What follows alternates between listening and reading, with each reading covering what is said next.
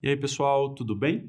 O tema da nossa aula é a fase de propostas e lances na licitação. Eu já falei da fase preparatória e agora nós vamos começar a tratar das fases da licitação que envolvem propriamente a competição. E a primeira fase desse momento externo, desse momento de competição na licitação, é a fase de propostas e, eventualmente, de lances.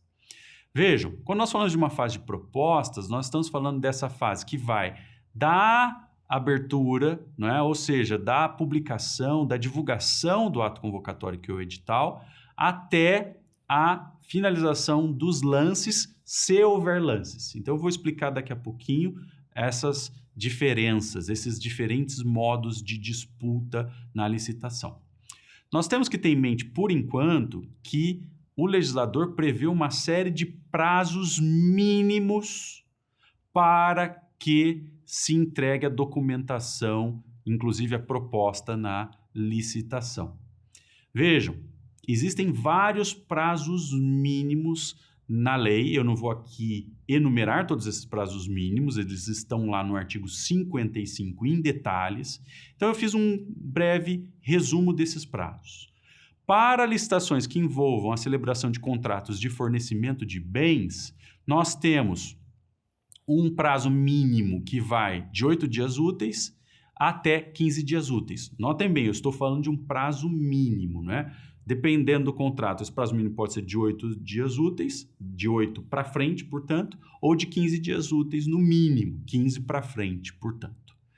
Vejam, nós também temos prazos mínimos para contratos de serviços e obras. E aqui os prazos mínimos são maiores. O menor deles é o de 10 dias úteis no mínimo e o maior deles é de 60 dias úteis no mínimo. Tá bom? Vejam, temos ainda regras especiais para licitações que são julgadas por maior lance. É o caso dos leilões. Nós sabemos que a licitação na modalidade leilão, é julgada pelo critério de maior lance. E aqui temos um prazo mínimo para a entrega de propostas de 15 dias úteis. E, por fim, a lei fala de um prazo de 35 dias úteis no mínimo para licitações que se utilizem de um critério de julgamento que envolva análise de técnica. Tá certo?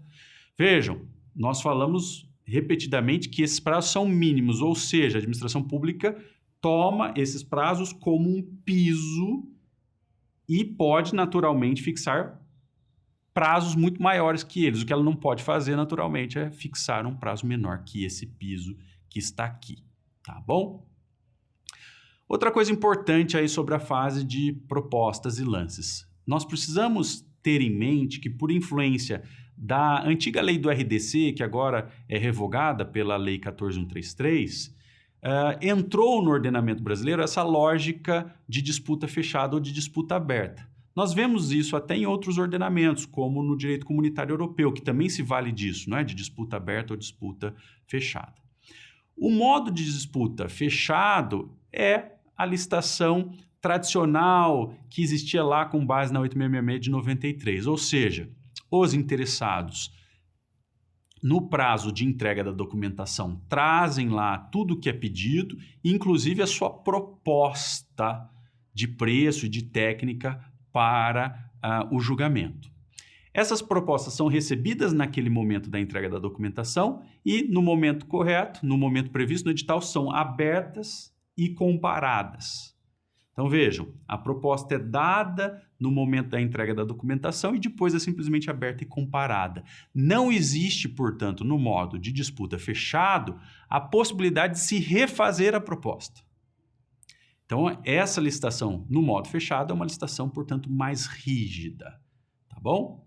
Diferentemente, nós temos a licitação no modo aberto. E no modo aberto, é possível que os licitantes apresentem lances. É possível que eles apresentem lances, ou seja, é possível que os licitantes alterem as suas propostas, principalmente a proposta de preço, não é? Durante a licitação, tá bom? Então, vejam, Aqui no modo aberto, nós não temos uma proposta fixa entregue junto com a documentação. Nós temos uma proposta de preço que é dada e modificada de acordo com a vontade do licitante em dar, eventualmente, um outro lance. Tá bom?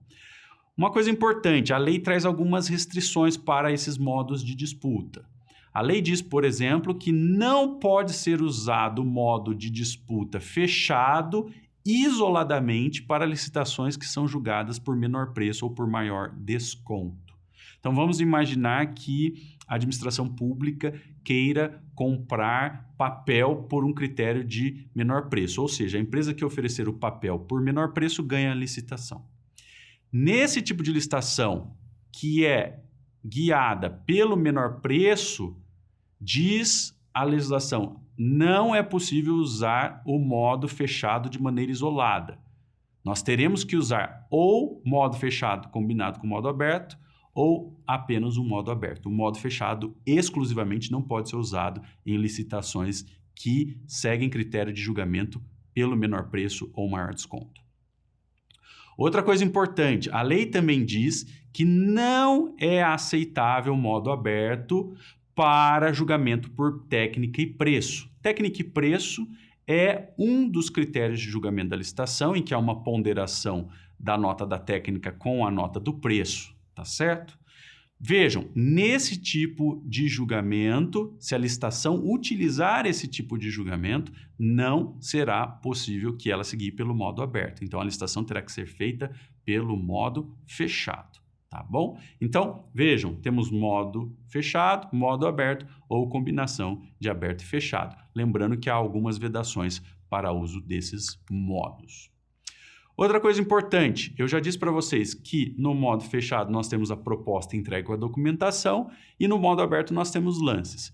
Esses lances são crescentes ou decrescentes, depende do tipo da licitação. Se nós estivermos falando de um leilão, os lances serão crescentes. Por quê? Num leilão, a administração busca selecionar alguém que adquira algo que está à venda, ou seja, a administração é vendedora e o particular que participa da licitação é o comprador. Então, portanto, os particulares, os licitantes ali que estão em disputa pela compra de algo que a administração quer vender, devem competir por um maior lance, por isso que aí o lance vai ser crescente. Mas temos também licitações com lances decrescentes. É o caso em que a administração compra algo. Então, eu já dei o exemplo para vocês da compra de papel. Se nós tivermos aí uma licitação para compra de papel, é obrigatório, né, o uso do modo aberto com lances e os lances serão aí conduzidos de maneira decrescente para se atingir o menor preço. Tá bom? Outra coisa, os lances podem ser intermediários. É possível, por exemplo, que uma determinada empresa que participa da licitação não queira cobrir o melhor lance para ficar em primeiro lugar. É possível que ela queira simplesmente cobrir o segundo melhor lance, porque, vejam, ela não quer exatamente ganhar a licitação, ela só quer ficar em segundo lugar ou em terceiro lugar. Então, é possível, de acordo com o legislador, que se deem lances intermediários, ou seja, o lance não é dado para cobrir a proposta vencedora, o lance é dado, na verdade, para posicionar o licitante atrás do melhor, da melhor proposta dada na fase de propositura. Tá bom?